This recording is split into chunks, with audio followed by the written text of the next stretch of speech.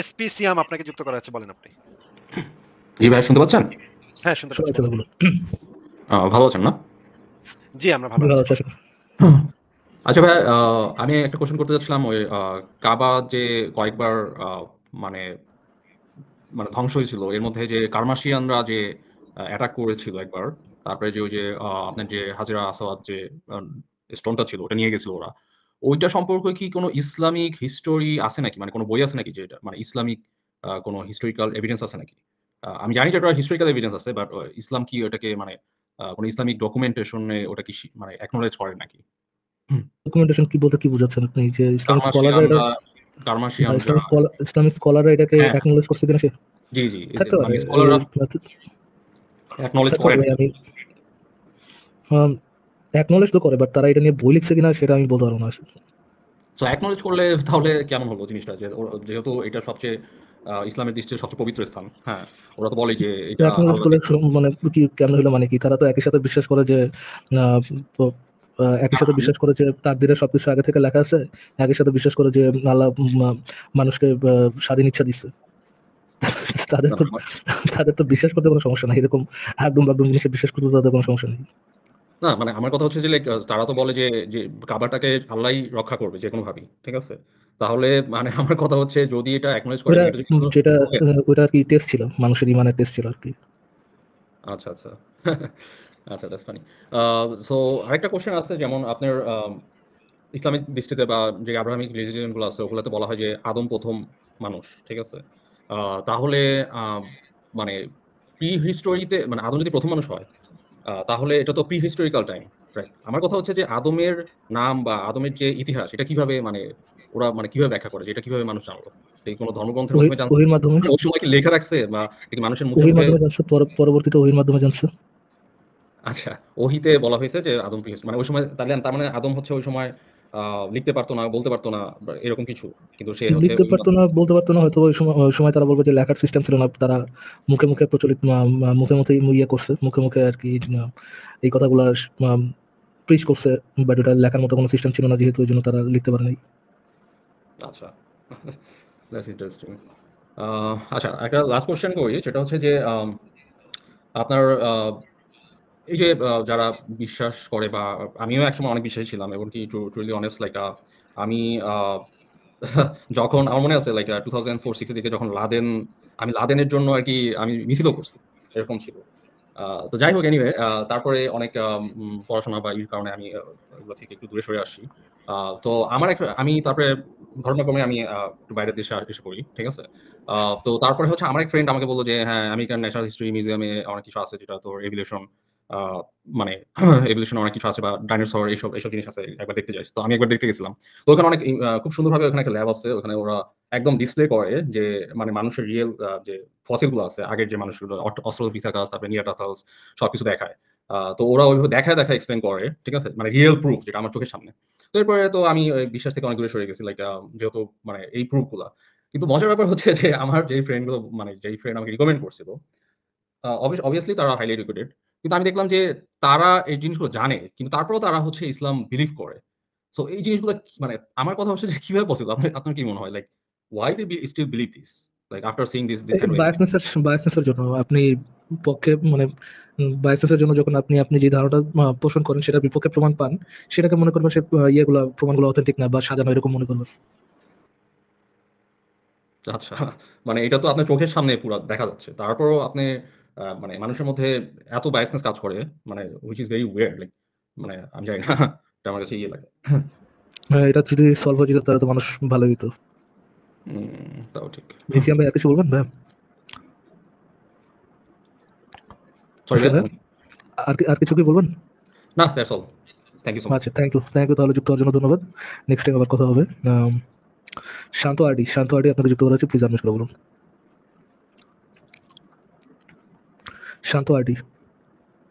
শান্ত RD unmute করতে হবে ভাই, আনমিউট করতে হবে। জি ভাই, সরি। হ্যাঁ। পাপু হ্যালো ভাই, আমি একটা প্রবলেমের জন্য আপনার কাছে এসেছি ভাই। মানে একটা প্রবলেম আমার হ্যালো ভাই, কথা শুনতে পাচ্ছেন? বলেন শুনতে পাচ্ছি, বলুন। জি। তো আমার এক মানে সম্পর্কে লাগে ভাগনা, ঠিক আছে? সে 6 মাস আগে তার ব্রেন ওয়াশ করে মুসলিম করে দিয়েছিল। হুম? তো ওকে আমি যতটুকু ইসলাম জানি, আমি কিন্তু নন মুসলিম। আমি যতটুকু ইসলাম জানি sunnah.com এ ঢুকে ওকে চ্যালেঞ্জ করে তারপর আমি ওকে দেখিয়ে ইসলামটা ছাড়লাম। আর এমন ব্রেইন ওয়াশ হয়েছিল তার আত্মীয়তা শুনে নিন। আত্তাহিয়াতু লিল্লাহি ওয়াসসালাওয়াতু ওয়াত-তাইয়্যিবাতু আসসালামু আলাইকা আইয়ুহান নাবিয়্যু ওয়া রাহমাতুল্লাহি ওয়া বারাকাতুহু আসসালামু আলাইনা ওয়া আলা ইবাদিল্লাহিস সলিহিন আশহাদু আল্লা ইলাহা ইল্লাল্লাহু ওয়া আশহাদু আন্না মুহাম্মাদান আবদুহু ওয়া রাসূলুহু। শুনেছেন ফারাজ ভাই? হ্যাঁ, শোনা গেছে। তো এমন ভাবে ব্রেইন ওয়াশ করেছিল অলরেডি সূরা ফাতিহা আয়াত সবই শিখে ফেলেছে। বাট আমি ওই আপনাদের চ্যানেল দেখে আরো এক্স মুসলিম চ্যানেল দেখে আমি ওই পেজটি পেলাম sunnah.com, ওখান থেকে দেখে নাম্বার কোড করে ওকে দেখে তারপর লজিক আমি বললাম যে বের করে, এরপরে ও বের করতে না পেরে ইসলামটা ছেড়ে দিয়েছে। এখন একটা প্রবলেম হচ্ছে ভাই যে ও একটা এফিডেভিট করেছিল, এফিডেভিট মুসলিমের। তো ওই এফিডেভিটটা এখন ও ভয় পাচ্ছে যে আমি মুসলিম হওয়ার জন্য এফিডেভিট করেছি, এখন মুসলিম কান্ট্রিতে আবার ওইটা ফেরত তো আমাকে দেবেই না, তো কোনো প্রবলেম তো হবে অবশ্যই, কারণ ইসলাম ধর্ম নিয়ে আবার ত্যাগ করবো, তো এটাকে ওরা মানবে না। তো এতে কি করা যায় ভাই? জি আছে ভাই।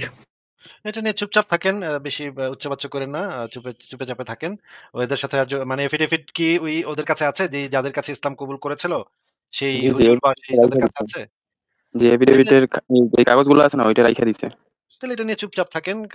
তারা চেষ্টা করতে পারে যে আপনাদেরকে বিপদে ফেলতে। সরাসরি কোনো মামলা-টামলা করা বা এগুলা তারা করবে না। কারণ এইভাবে করলে তারা বেশি কিছু করতে পারবে না। কিন্তু আপনাদেরকে চেষ্টা করতে পারে বিপদে ফেলতে কোনো না কোনোভাবে। হয়তো বলতে পারে যে আপনারা ইসলামকে নিয়ে কটূক্তি করেছেন, নবীকে নিয়ে কটূক্তি একটা কাজ করেছেন। করতে পারেন ভাই, শান্ত ভাই, আপনি একটা কাজ করতে পারেন। আপনি আমাদেরকে যে প্রশ্নটা করলেন সেই প্রশ্নটা কোনো মুমিন ভাইকে যে করতে পারেন যে ভাইয়া, আমার কাজিন বা আমার কোন একজন আত্মীয় সে হচ্ছে ইসলাম ধর্ম গ্রহণ করেছিল, তো এফিডেভিট করাইছে, এখন সে আর কি মনে করছে ইসলামটা সে আর পালন করতে যাচ্ছে না, সে ইসলামকে সত্য মনে করতেছে না এবং ইসলাম ছেড়ে দিতে যাচ্ছে। তো এখন যেহেতু সে ছেড়ে দিতে যাচ্ছে, তার একটা এফিডেভিট করা আছে, এখন এখান থেকে বের হওয়ার উপায়টা কি? আপনি একটা মুমিনকে যে ওমা, প্রশ্ন করতে পারেন। ওমা ফারাজ ভাই, মুমিনকে এই প্রশ্ন করলে উপায় আছে ভাই? মানে লাইভের ভিতরে চাপাতি নিয়ে যাবেন ভাই? অনলাইন ওটাই তো দেখার ইচ্ছা আছে ভাই, যে লাইভের মধ্যে কেন চাপাতে নিয়ে যায়। বলেন, কি বলেন ভাই? লাইভের ভিতরে দরকার হলে হাতে ঢুকাই দিবে, লাইভের ভিতরে মনিটরে ঢুকাই দিয়ে চাপাতি দিয়ে একটা কিছু করে ফেলাবে। এটা কি ভাই? বাংলাদেশ ভাই মুসলিম কান্ট্রি। আচ্ছা, একটা ইয়ে করতে পারেন, কোন একজন মুমিন ভাই থাকলে একটু কমেন্টে লিখেন যে আমাদের এখান থেকে তো আর হাত দিতে পারবে না, আসিফ ভাই নাকি আমাদের লাইফ থেকে হাত দিতে পারবে? এবং আমাদের তো লাইভ দিতে থেকে পারবে না। ওই অপশন আমি স্ট্রিমিয়ার থেকে বন্ধ করে রাখছি। হ্যাঁ, ওই অপশন তো আর মুসলিমের নাই। তো আমাদের এখানে ব্যাকে যদি কোনো মুমিন ভাই থাকে তাহলে একটু লিখেন যে আপনি মুসলিম ভাই, তাহলে আপনাকে এই প্রশ্নটার উত্তর দেওয়ার সুযোগ দেওয়া হবে আর কি। আচ্ছা আসিফ ভাই। হ্যাঁ, হ্যাঁ, জি আপনারা আসিফ ভাই।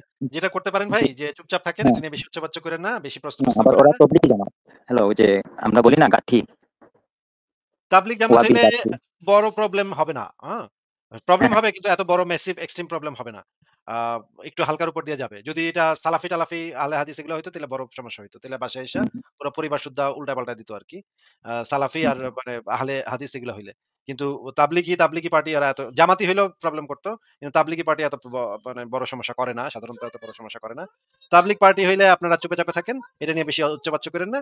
দেখবেন কিছুদিন পরে তারা এটা মানে করবে না আর। এটা নিয়ে ঝামেলা করার কথা না। তবে তবে আপনাদেরকে বিপদে ফেলার চেষ্টা করবে।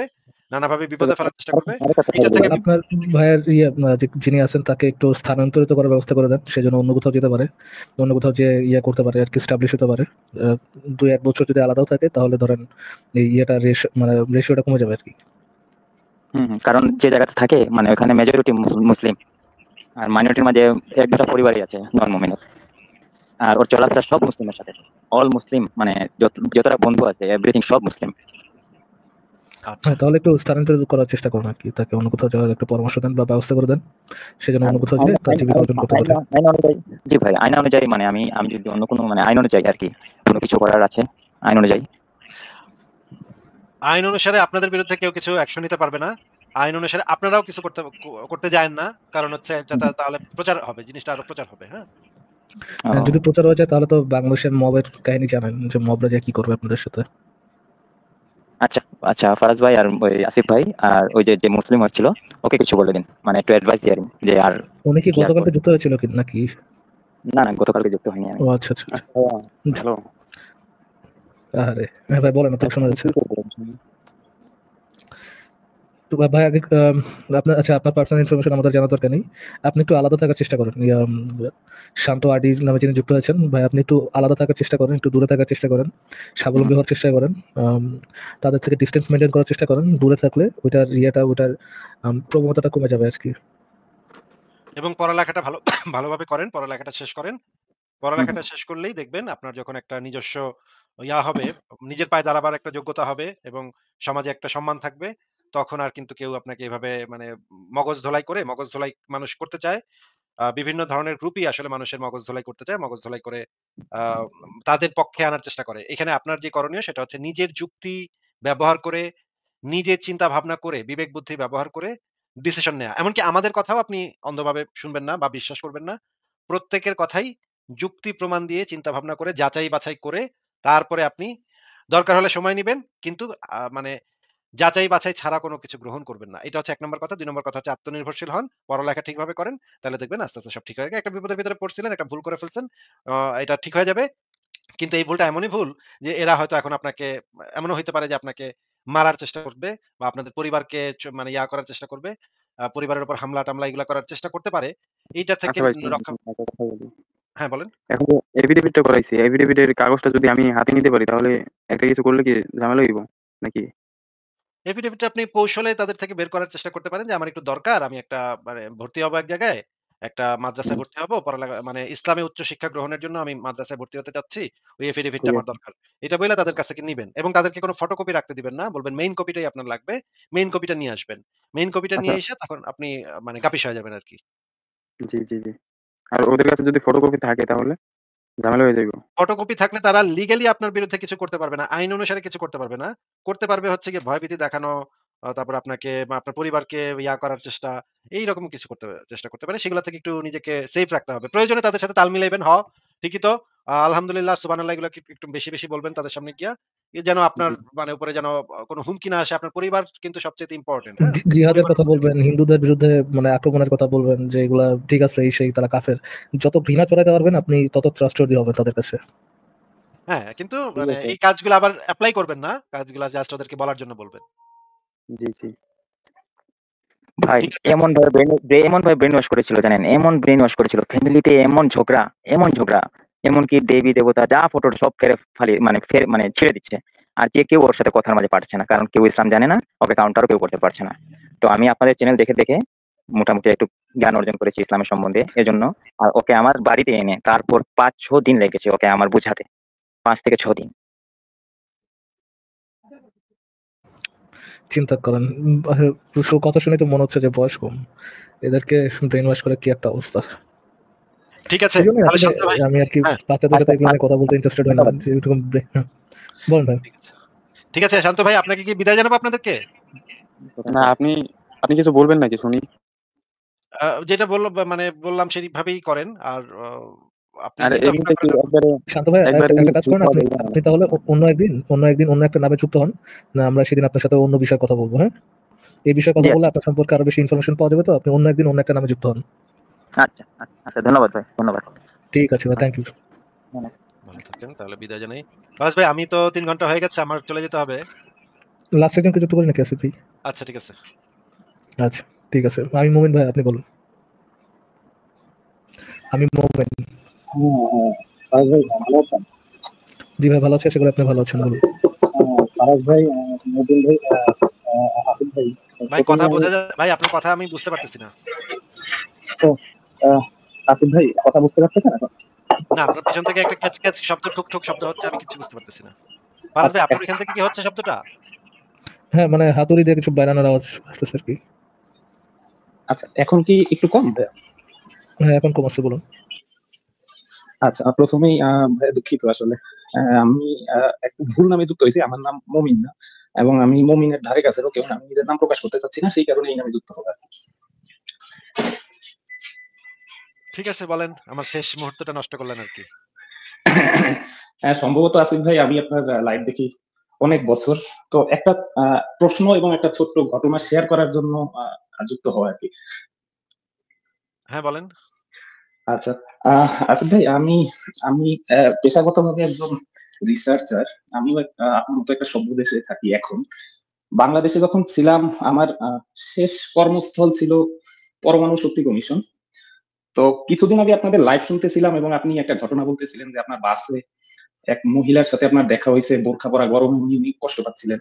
তারপরে আপনি ওনাকে সাহায্য করার চেষ্টা করতেছিলেন কিন্তু উনি আপনার সাহায্য নিতে যাচ্ছিল না। তো ঠিক আসলে আমি আপনাকে এই ঘটনাটা একটু শেয়ার করতে চাচ্ছি, কারণ বাংলাদেশে এই এই এই কি বলে এই এই যে ভাইরাস, এটা কোন লেভেল থেকে কোন লেভেল পর্যন্ত ছড়ানো সেটা বোঝানোর জন্য। হ্যাঁ, বলেন, বলেন। আচ্ছা, তো আমি পরমাণু শক্তি কমিশনে কাজ করতাম এবং আমার ল্যাবের যিনি প্রধান ছিলেন ওনাকে চিফ সায়েন্টিফিক অফিসার বলে, আমি নাম বলবো না। উনি বাংলাদেশের খুবই বেশ মানে রিসার্চ ফিল্ডে বেশ প্রসিদ্ধ একজন মহিলা এবং উনি খুবই পর্দানশীল আর কি, ওনার চোখ ছাড়া কিছুই দেখা যায় না সেরকম একজন। তো উনি আমার রিপোর্টিং বস ছিলেন আর কি। তো একদিন ল্যাবে উনি আর আমি ছিলাম এবং উনি আচমকাই হচ্ছে গিয়া মানে কি বলে খিঁচুনি দিয়ে পড়ে যাচ্ছিলেন। তো আমি স্বভাবতই আমি ওনাকে গিয়ে ধরি এবং কি বলে শোয়াইয়া একটু মুখে পানি দেওয়ার চেষ্টা করি। তো উনি একরকম সেন্সলেস হয়ে গেছিলেন। তো তারপরে উনি যখন মুখ ফিরলেন, মানে জ্ঞান ফিরল ওনার কিছুক্ষণ পরে। তো জ্ঞান ফেরার পরে উনি প্রথমেই যেটা বললেন সেটা হচ্ছে যে আমার মুখের পর্দাকে সরাইছে। তো আমি তো সবাই অন্যান্য তো যারা ঠিকই তো ঠিকই তো বলছে ভাই, সে অজ্ঞান হয়ে গেছে তাই বলে কি আপনি তার সাথে জেনা করবেন? শোনেন না ফারাজ ভাই, আপনি আরেকটু সামনে গেলে মূল মানে ক্লাইম্যাক্স এখনো ও বাকি। আচ্ছা আচ্ছা, আরো আছে। ওকে, আচ্ছা, ক্লাইম্যাক্স এখনো বাকি। ওকে ওকে, ঠিক তো আছে, বলেন। তো অন্য যারা আছে তারাও চলে আসছে। তো তারা বললো যে আমার কথা আমাকে দেখাই দিল যে সে, তো আমি তো ন্যাচারাল, এখন ধরেন আমার বস সামনে বেহুশ হয়ে পড়ে যাবে, আমি কি সামনে মূর্তির মতো দাঁড়ায় থাকবো? বিষয়টা তো লজিক্যাল না, তাই না? তো আমি বললাম যে হ্যাঁ হ্যাঁ ম্যাডাম, আপনি পড়ে যাচ্ছিলেন। তো আমি ওনার কাছ থেকে অ্যাপ্রিসিয়েশন আশা করছিলাম আসলে। তো উনি আমাকে এমন একটা অ্যাক্ট করলেন যে মানে মানে এবং উনারে আমি ওই দিনই হয়তো প্রথম দেখছি এবং উনাকে আমি প্রচন্ড রেসপেক্ট করতাম। উনি বয়সে আমার একেবারে মায়ের বয়সী একজন মহিলা এবং আমিও সবসময় ওনাকে ওই দৃষ্টিতেই দেখতাম। তো উনি আমাকে এমন ভাবে বললেন যে মানে তোমার সাহস হলো কিভাবে তুমি আমার গায়ে হাত দিছো? মানে আমার মনে হয় যেন আমার ভিতরে কোনো মানে লালায়িত স্বপ্ন জায়গা উঠছে, এই কারণে আমি একটা চান্স পাই ওনার গায়ে হাত দিচ্ছি। বিষয়টা সেরকম। ঠিকই তো বলছে ভাই। নিশ্চয়ই আপনি কোন একটা অসৎ উদ্দেশ্য ছিল। And ওই মহিলা তো 100%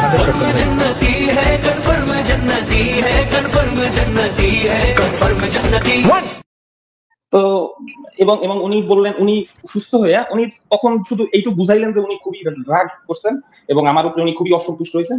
তো উনি পরে একটু সুস্থ হইয়া উনি একটা কি করলেন, পরমাণু শক্তি কমিশনের প্রধানের কাছে একটা, আমি যেহেতু নতুন অফিসার তো উনি পরমাণু শক্তি কমিশনের প্রধানের কাছে জানালেন যে এই ছেলেকে আমি আমার প্রজেক্টে চাই না। তো হচ্ছে গিয়ে মানে ওইটা আমার অপরাধ একটা বড় ধরনের। উনি ওই ঠিকই রিজনটা তো আছে ভাই। আপনি আপনি আপনি সুযোগ পেয়ে জেনা করবেন আর সে আপনার সাথে একই প্রজেক্টে কাজ করবে, এটা কোনো কথা? না, কাজ চলে না এটা এটা এটা লজিক। আমি পারাস ভাইয়ের সাথে একমত যে আপনি তো এটা অন্যায় সুযোগ করছেন। পাইয়া জেনা করে ফেলেছে, চিন্তা করেন। এটা খুবই সুযোগ লজিক্যাল। সন্ধানী নাই। সেটা খুবই লজিক্যাল কথা বলছেন। তো যাই হোক উনি আমাকে তো আমার আরেকটা ঘটনা আমি লজিক্যাল কথা বলছি কিনা আমি জানি না, বাট আমি ইসলামিক লজিক্যাল কথা যে বলছি এটা তো আমি 100% শিওর। আমার আরেকটা ঘটনা আছে। আমি একবার এই যে মানে পাশের বাসায় শুনতেছিলাম যে বউরে পিড়ে কইরা করে পিড়াইতেছে, বুঝছেন? একটা কইসা পিড়াইতেছে বউরে, বুঝছেন? কি একদম খুশি চিৎকার দেখেন, চেঁচামেচি, কি খুশি বুঝছেন? বোরে পিড়াইছে আসিফ ভাই, কি খুশি। আরেকবার কোনো আসিফ ভাই কিভাবে পিড়াইছে? কইসা পিড়াইছে ভাই, কইসা পিড়াইতেছে। আমি তো হন্তদন্ত হয়ে পুলিশে ফোন দিছি। পুলিশে আসছে। পুলিশে আসার পরে পুলিশ এসে জিজ্ঞেস করতেছে, পুলিশের কাছে অস্বীকার করে মহিলা। মহিলার চেহারা বসকায় রইছে, মহিলা অস্বীকার করতেছে। এখন পুলিশ তো কিছু করতে পারবে না, বললো যে না, পুলিশ তো এই মহিলা তো পইরা গিয়ে ব্যথা পাইছে, আপনি মানে ফোন দিচ্ছেন কেন? কোনো মারে নাই তো, স্বামী তো মারে নাই তারে। পরে এই মহিলা আমার উপরে চড়া হয়েছে, আমার স্বামী আমারে মারছে তো তোর বাপের কি, তুই এটা নিয়ে কথা কবি কে? হ্যাঁ, তুই আমি চাইলে আমার মারবো, কেসবো, যা ইচ্ছা করবো, তুই কথা কবি কে? তুই কেডা? তো তখন তো ভাই কি করার আছে ভাই, কি বলার আছে ভাই, মানে ইসলাম অনুসারে তার স্বামী তাকে একটু আমি কেন এটার মাঝখানে তার এই অধিকারে বাধা দিলাম, এটার জন্য পরে আমার খুব খারাপ লাগছে আসিফ ভাই আর ইয়া ভাইয়ের কাছে আমার একটা প্রশ্ন আছে, যে মুমিন ভাইয়ের কাছে একটা প্রশ্ন আছে, আপনাদের দুজনের কাছে একই প্রশ্ন আমার। আপনারা কি ওই মহিলাকে হেল্পের নামে যে সকল হেল্প করতে গেছেন, ওই হেল্পের আগে কি তাদের ওই মহিলার যৌনাঙ্গ ভোগের মূল্য দিয়েছিলেন আপনারা? যদি না দেন, আপনাদের কি কোনো অধিকার আছে ওই মহিলাকে আপনাদের হেল্প করার? না, সেটা তো অবশ্যই নাই। হেল্পের পিছনে যে আপনাদের কি উদ্দেশ্য, জিনার উদ্দেশ্য, এটা কি মানুষ বোঝে না মনে করছেন? আসিফ ভাই ক্লাইম্যাক্স এখনো বাকি আছে, একটু শুনেন। হাই হাই কোন কি আরো ক্লাইম্যাক্স?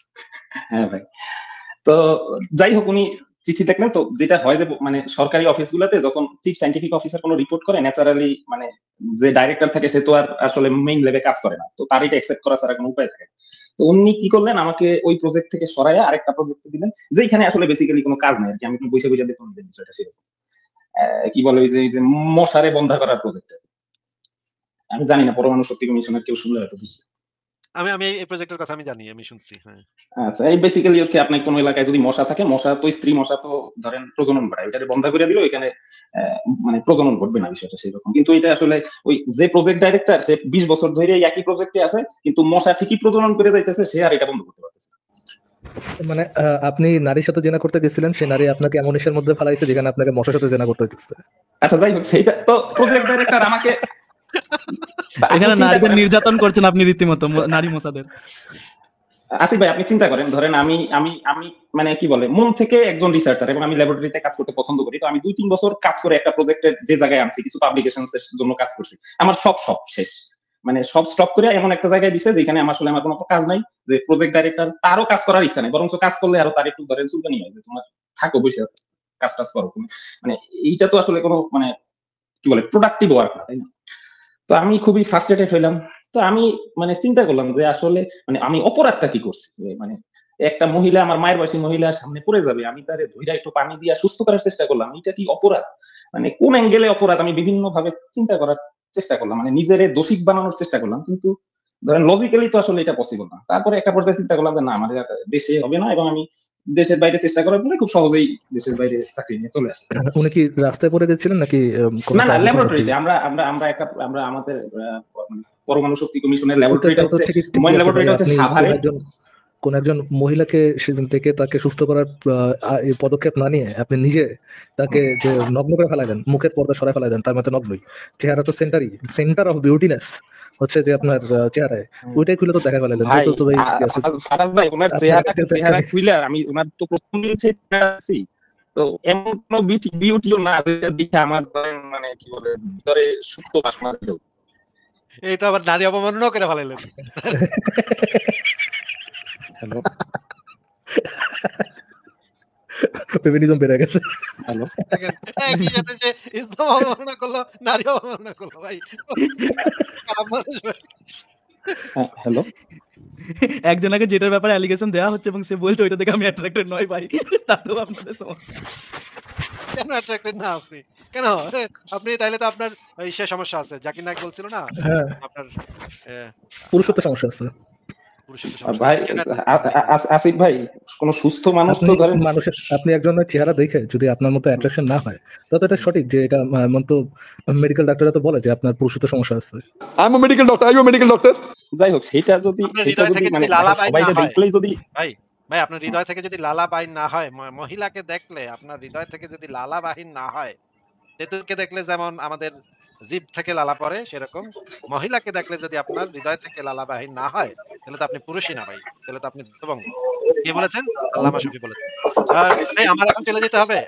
ফারাজ ভাই আমার এখন চলে যেতে হবে। ইচ্ছামৃত্যু ভাই আপনি কেমন আছেন? কি অবস্থা? একটা ছোট্ট প্রশ্ন ছিল, সেটা যদি ভাই আমার আজকে একেবারে সময় নেই ভাই, একেবারে সময় নেই ভাই। আমি ইচ্ছামৃত্যু ভাইয়ের সাথে কথা বলে চলে যাচ্ছি। ইচ্ছামৃত্যু ভাই কেমন, কি অবস্থা ভাই, কেমন আছেন বলেন? আমি ভালো আছি ভাই, আপনি ভালো আছেন? হ্যাঁ ভালো আছি। তাহলে আপনারা লাইভটা কন্টিনিউ করেন, আমি তাহলে বিদায় নিচ্ছি। তাহলে আমাকে বিদায় দেন। গুড নাইট ভাই। গুড নাইট আসি ভাই।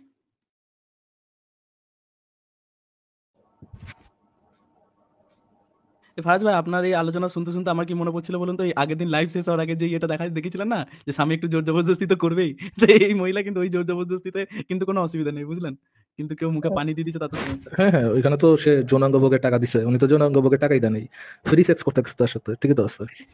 মুখ দেখার জন্য কম করে 20 টাকা আগে হাতে ধরানো উচিত ছিল মুখে পানি দেওয়ার আগে ভাই, এটা ভুল করেছেন, বিরাট অন্যায় কাজ। আমি লজ্জিত। ফারাজ ভাই, যে প্রশ্নটা আসলে করতে চাইছিলাম সেটা কি করবো? জি ভাই, হ্যাঁ শিওর।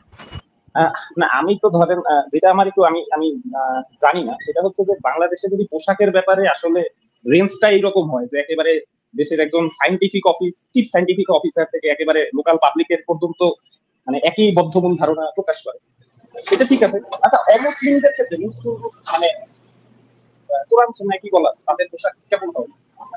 বাংলাদেশের এখনকার যে পরিস্থিতি, সেটা তো ধরেন শরীয়ত আইন যদি আসে বাংলাদেশে, তাহলে অমুসলিমরা মুসলিম ধর্ম অনুসারে কেমন পোশাকে তাদের না সেটা তো পরের টপিক, কিন্তু এই টপিকটাতেই যে সমস্যাটা হচ্ছে সেটা হচ্ছে যে মহিলা মুখের পর্দা খুলে যাওয়া এই সমস্যাটা আপনাকে দেখালো, কিন্তু তার তো ওই জায়গায় এসে কাজ করার মানে পারমিশনটুকু নয়, সে তো নিজে একটা বেদাতি কাজ করলো, তাই না? তো সেই জায়গা থেকে তো সে তো মানে হিপোক্রেট একজন, মানে এবং চেরি পিকিং করে আর কি, যেটা তার ভালো লাগে সেটা ফলো করে এবং যেটা তার ভালো লাগে না সেই মতো অন্যজনকে সেমও করে, বুঝতে পারছেন এটা সমস্যাটা? সেটা তো আমি বুঝতে পারছি, কিন্তু এখন কিছু করার নেই। আপনার মধ্যে প্রচুর নয়েজ আসছে। আমি সরি, আসলে আমি মানে আমি আমার নিজের লেভেলে কাজ করতেছি, সম্ভবত একটু মোটরের সাউন্ড আসতেছে। আমি রিয়েলি সরি। হ্যাঁ, অমুসলিমদের উপর যদি ইসলামিক শরিয়া অনুযায়ী অমুসলিমরাও আর কি বাইরে তেমন একটা কাজ করতে পারবে না। ইসলামিক শরিয়া অনুযায়ী আপনার নারীদেরকেও বাইরে কাজ করার ক্ষেত্রে অনেক প্রবলেম করা হবে আর কি। তাদেরকেও এরকম বাইরে আসতে দেওয়া বা পড়াশোনার সুযোগ দেওয়া, ওই জিনিসটা আর কি বাধা করা হবে আর কি, আমি মনে করি। আচ্ছা ঠিক আছে ভাই, আপনার এখান থেকে যেহেতু নলেজ হচ্ছে তাহলে আজকে একটু বিদায় জানি। জি জি অবশ্যই। ওকে ঠিক আছে, থ্যাংক ইউ যুক্ত থাকার জন্য। লেটস সি দেখি কাউকে যুক্ত করি।